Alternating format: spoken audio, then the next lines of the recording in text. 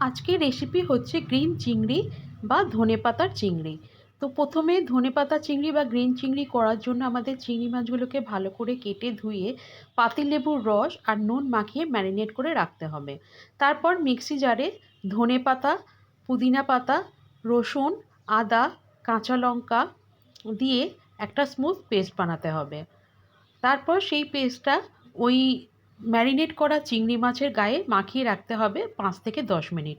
তারপর প্যানেতে সর্ষের তেল গরম করে একটা একটা করে চিংড়ি মাছ ওই মশলা থেকে তুলে হালকা ফ্রাই করতে হবে 2 থেকে 3 মিনিট।